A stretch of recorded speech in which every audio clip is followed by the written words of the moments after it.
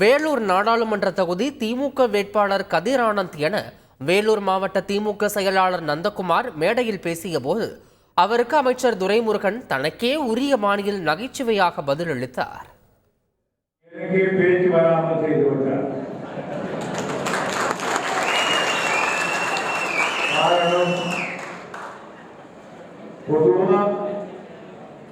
வேட்பாளர்களை பொதுச் செயலாளராகிய நான் தான் அறிவிக்கிறோம்.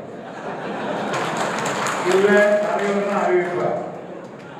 ஆனால் சூப்பர் பொதுச் செயலாளர் மாதிரி தலைவர்கிட்ட நேரடியா பர்மிஷன் வாங்கி தமிழ்நாட்டிலேயே முதல் ஒரு வேட்பாளரை அறிவித்த மாவட்டங்கள்